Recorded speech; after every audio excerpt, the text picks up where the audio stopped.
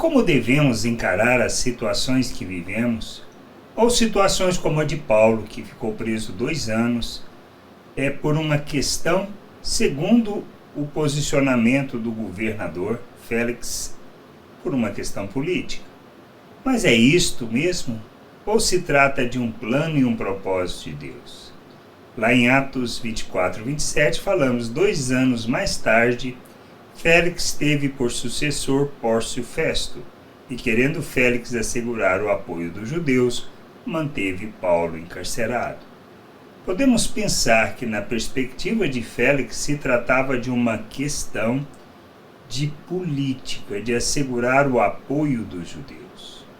Mas é essa a questão: por que Paulo ficou 2 anos? Quando Paulo veio para Jerusalém para entregar as ofertas, ele tinha a ideia clara que iria para Roma.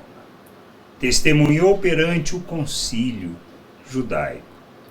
No dia seguinte, o Senhor Jesus aparece e disse que, da mesma forma que ele tinha testemunhado ali, ele iria testemunhar em Roma.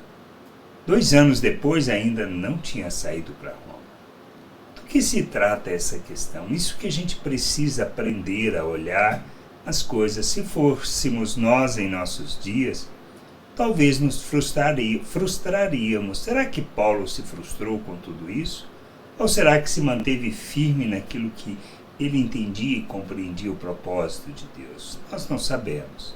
Não sabemos pelo que ele passou, por suas lutas, mas temos a certeza que em tudo isso é o propósito de Deus e não uma questão política. A gente precisa aprender a olhar as coisas desta maneira e entender que se trata de um plano, de um processo, de uma maneira de nos conduzir a uma maturidade para enfrentarmos o que nós teremos que enfrentar.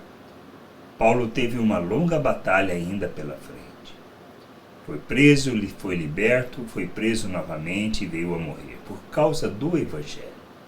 O que a gente precisa entender é que em tudo, em todas as coisas, em todas as circunstâncias, o que prevalece é a vontade de Deus.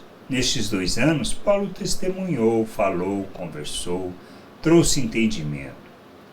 E o que a gente precisa entender é isso, que independente da situação que nós estejamos passando, das nossas lutas, dos problemas, das dificuldades, nós temos que testemunhar, proclamar o reino de Deus. Isso em palavras e atitudes que referendam essas palavras, ou seja, devemos expressar autoridade no que estamos fazendo e compreensão da vontade de Deus.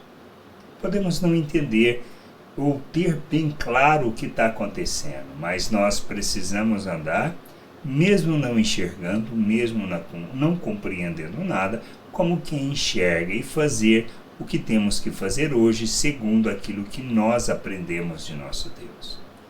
Crescer, amadurecer, é um processo para as nossas vidas. E nós precisamos para que nós expressemos Cristo plenamente ao mundo.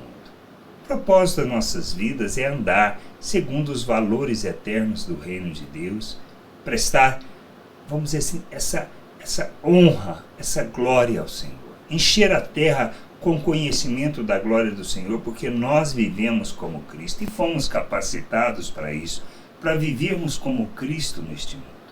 E a gente precisa entender isso, compreender e andar segundo a verdade, andar na verdade, expressando e revelando o reino de Deus, baseado naquilo que nós já aprendemos, já conhecemos e já entendemos.